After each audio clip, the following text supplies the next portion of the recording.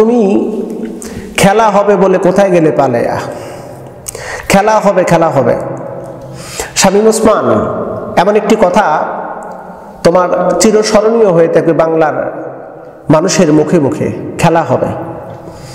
শেষ পর্যন্ত তোমার অস্তিত্ব নেই বাংলার জমিনে। তুমি পালিয়ে গেছো কোথায়? পালিয়ে গেছো এখন আমরা যেটুকু দেখলাম, ভিডিও ফুটেজে দেখলাম, তুমি মক্কা মদিনায় ওমরা করার জন্য দাড়ি মুছ এমনভাবে রেখেছো, মাথায় হাজি রুমাল বেঁধে, মনে হচ্ছে সদ্য জান্নাত থেকে পালিয়ে এসেছে একজন ফেরেশতা। তোমার চেহারা সুরত দেখে মনে হচ্ছে তুমি একজন জান্নাতি ফেরেশতা, কিন্তু তোমার কুকর্ম, তোমার কুকীর্তি বাংলার জনগণ কে না জানে। তুমি অসংখ্য মানুষকে তুমি খুন করাইছো, কত মানুষকে তুমি কষ্ট দিয়েছো, যেটা বাংলাদেশের ইতিহাস ভুলবে না। তোমার পতিত মুখের কথা, তুমি নিজেকে পরহেজগার, এতটাই পরহেজগার দাবি করেছিলা যা ভাষায় প্রকাশ করার মতো না। তুমি দাবি করেছিলা কি? তুমি দাবি করেছিলা, তুমি বলেছিলা আমি 5 ওয়াক্ত নামাজ পড়ি, প্রতিদিন 70 রাকাত করে নফল নামাজ পড়ি, তাহাজ্জুদ পড়ি, এক পারা করে কোরআন তেলাওয়াত করি, জিকির আজগার করি, ইত্যাদি ইত্যাদি কথা তুমি জাতির সামনে বলেছিলা। পরিশেষে আমরা এটা নিয়ে একটু চিন্তা গবেষণা করলাম যে প্রতিদিন 70 রাকাত নফল নামাজ, 5 ওয়াক্ত জামাতের সহিত নামাজ, এক পারা করে কোরআন তেলাওয়াত, জিকির আজগার, তারপর তাহাজ্জুদ। তো সব মিলে পরিসংখ্যান আমরা একটু করলাম যে দেখি তো প্রিয় নবীজির তিনি 70 রাকাত নামাজ পড়েছেন কিনা। রাসূলুল্লাহর রাত্রিকালীন নামাজের ভিতরে দেখা গেল কোনো কোনো দিন নামাজ পড়েছেন, কোনো কোনো দিন পড়েননি। সেক্ষেত্রে রাসূল দেখেছেন 13 রাকাত পর্যন্ত নামাজ পড়েছেন। এরপরে দেখলাম রাসূল এক পারা তেলাওয়াত করেছেন কিনা। তো মূল বিষয়টা হলো রাসূল করেন নাই, 70 রাকাত নামাজ পড়েন নাই। আবু বকর সিদ্দিক রাদিয়াল্লাহু তাআলা আনহু, খোলাফায়ে রাশিদা যাদেরকে বলা হয়, প্রত্যেকটা নবীর সাহাবীর জীবনী থেকে খুঁজে পাওয়া গেল না। তাবেঈন তাদের জীবনে নাই, তাবেঈন তাদের জীবনে নাই, বড় বড় আলেমে দ্বীন তাদের জীবন জিন্দিগিতে নাই। বর্তমান যারা ওলামায়ে কেরাম আছে তারাও 70 রাকাত নফল নামাজ কোনোদিন পড়ছে কিনা। আপাতত আমি তো কোনোদিন কোনো রাতে 70 রাকাত নামাজ আমি পড়তে পারি নাই, সেহেতু আমি আমার ব্যক্তিত্ব কথা বলতেছি। আর এই কুখ্যাত সন্ত্রাস, ভ্রষ্ট, ডাকাত, ছিনতাইকারী এ নিজেকে দাবি করলো প্রতিদিন 70 রাকাত নামাজ পড়েছে, কোরআন তেলাওয়াত করেছে, ইত্যাদি ইত্যাদি আরো অনেক কিছু করেছে। এই সমস্ত কিছু বলে বাংলার জমিনের মানুষের মাথার ব্রেন ওয়াশ করেছে। শেষ পর্যন্ত আমরা দেখেছি বাংলাদেশের অসংখ্য ওলামায়ে কেরামদের নির্যাতনের মুখে রেখে সে পালিয়ে গেল।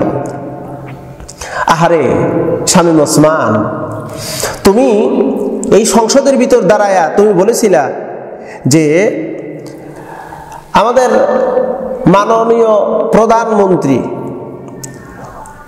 পতিত শেখ হাসিনা তার জান্নাতে যাওয়া ওয়াজিব হয়ে গেছে। তুমি আরো বলেছিলা যে ওমরের মতন শাসন আমল চলতেছে বাংলাদেশে, তাই শুধু শেখ হাসিনা বললে বড় গুনাহগার হবে, বরং তাকে বলতে হবে হযরত শেখ হাসিনা। আস্তাগফিরুল্লাহিল আযীম।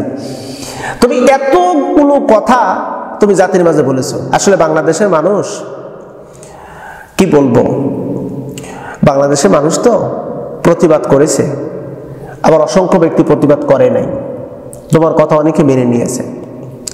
তুমি যে কত বড় বাটপার, কত বড় ধূর এ জাতি জেনে গেছে। আর তুমি এখন মক্কায় কাবা ঘরের সামনে গিয়ে তুমি কাবার সামনে কাবার গেলাপ ধরে কান্নাকাটি করতেছো। পশ্চিম কালেও লাভ হবে না, লাভ হবে না। তুমি যা করতেছো লাভ হবে না। তোমার হজ, তোমার নামাজ, তোমার যাকাত, তোমার যা কিছু করো না কেন, কোনো কিছু হবে না। তুমি মনে করেছো এখন আর খেলা হবে না, এখন হবে ইবাদত, এখন হবে ইবাদত। এই সুযোগ, এই চান্স আর হবে না। কারণ হলো তুমি এই পৃথিবীর ভিতর সবচেয়ে বড় নালায়েক। তুমি একজন চোর, চোর চোর, শুধু শুধু চোর নয়, তুমি বাংলার 16 কোটি 18 কোটি জনগণের ভোটার অধিকার চুরি করেছ। 18 কোটি জনগণের ভোটার অধিকার চুরি করেছ। তুমি বাংলাদেশের মানুষের বাক স্বাধীনতা কেড়ে নিয়েছ। মানে তুমি যদিও একটা দলের একটা অংশ মানে পুরোটা, তুমি অপরাধ করা মানে পুরো দলের অংশগ্রহণ করা। সেক্ষেত্রে তুমি একজন চোর, বাটপার, ধূর। আর তুমি গেছো এখন হজ করতে, ওমরা হজ করতেছ, আর নিজেকে সুফি বলে দাবি করতেছ। বাংলার জমিনের এই মানুষের রক্ত ঘামানোর টাকা চুরি করে নিয়ে গিয়েছো। সারা জিন্দিগি ভরা যদি 70 বারও যদি ওমরা করো, কোটিবারও যদি ওমরা করো, তোমার ওমরা কবুল হবে না, তোমার ইবাদত কবুল হবে না। বাটপার, ধূর। তুমি মনে করেছো বাংলাদেশের মানুষকে আবার একটা ধোঁকা দেবো?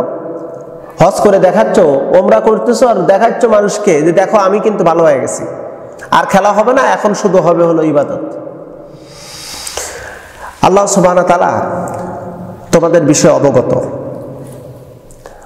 তোমাদের বিষয়ে অবগত। আল্লাহ পাক বলেন ইয়ালামু মা ফিস সামাওয়াতি ওয়া মা ফিল আরদ, অবগত আছেন আসমান জমিনের ভিতরে যা কিছু হচ্ছে, সম্পূর্ণ বিষয় অবগত আছে। আর তোমাদেরকে পাই টু পাই হিসাব দেওয়া হবে, এক বিন্দু কমতে রাখা হবে না, এক বিন্দু কমতে রাখা হবে না। আল্লাহ সুবহানাহু ওয়া তাআলা ধরবেন, কঠিন পাকড়াও করবেন। ইন্না বাতশা রাব্বিকা লাশাদীদ। রাসূল, আপনি কি জানেন আপনার রবের পাকড়াও কত বড় কঠিন? মারাত্মক পাকড়াও। একবার যদি ধরে আল্লাহ পাক ওইটা ছাড়বেন না। ধরবেন তো ধরবেন, আর ছাড়বেন না, আর ছাড়বেন না। আল্লাহ সুবহানাহু ওয়া তাআলা একবার অ্যাটাক করবেন, কঠিন অ্যাটাক করবেন।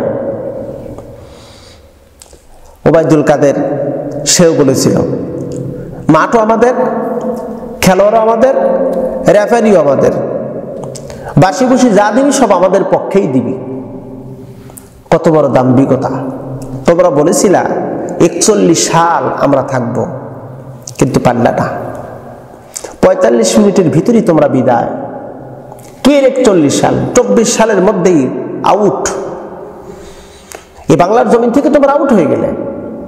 দাম্ভিকতা আল্লাহ পাক পছন্দ করেন না। আল্লাহ পাক বলেন লা তামশি ফিল আরদি মারদা, লা তামশি ফিল আরদি মারহা। অহংকার করো না, অহংকার করে জমিনে চলাফেরা করো না।